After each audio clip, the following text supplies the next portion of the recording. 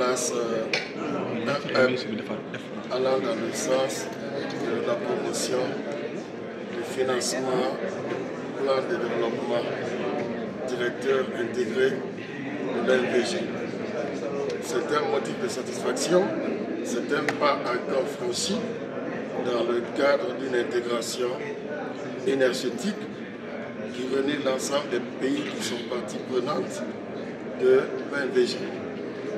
C'est une directive, j'allais dire, de nos autorités respectives, le président, pour lesquelles le salut ou le développement de la sous-région et de l'Afrique dans son entièreté passe par cette intégration.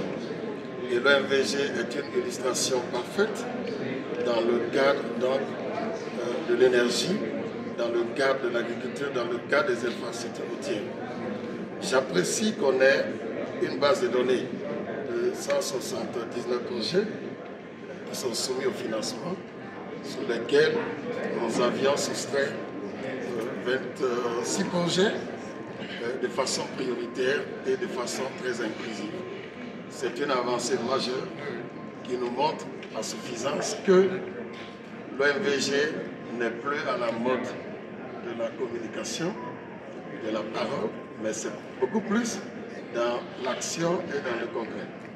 Cela se montre à souhait déjà par la mise en place déjà de la SOGISAT, qui est une des instances qui est attendue du conseil d'administration, et la SOGISAT devient donc une personnalité, j'allais dire, publique, autonome, qui va gérer et fédérer l'ensemble des pays qui sont parties membres en tant qu'organe de distribution et de vente d'énergie pour pouvoir amortir la dette qui a été contractée dans le cadre de la mise en place de ce barrage de Sambagana.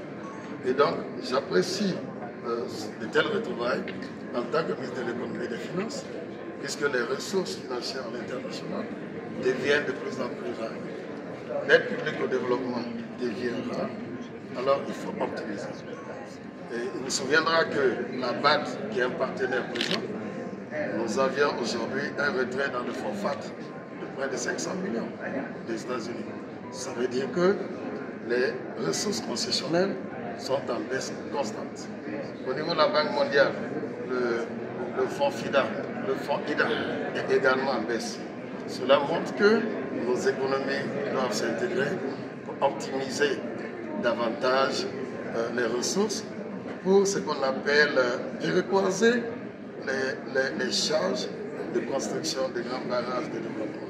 Et donc, c'est une invite que je fais à l'ensemble des pays pour continuer à fédérer, continuer à maintenir cette dynamique, continuer à maintenir le cap pour que tous les projets inscrits et qui sont fédérateurs soient réalisés.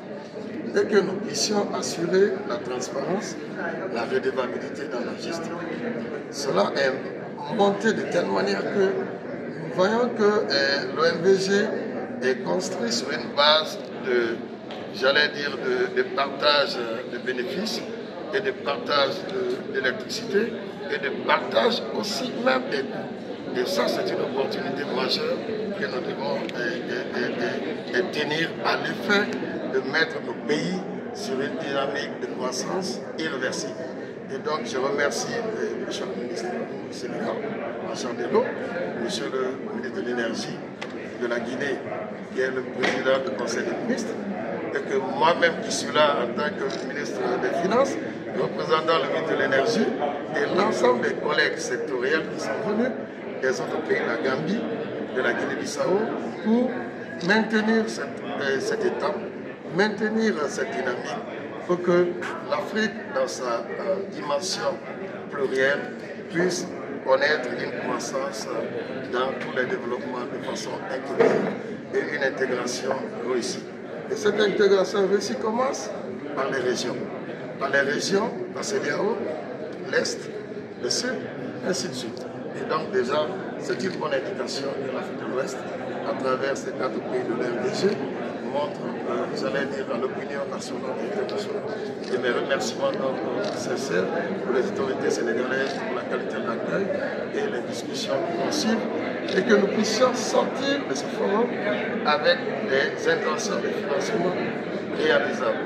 Pas des intentions uniquement, mais que ça puisse être encaissé au profit de la réalisation de ces projets.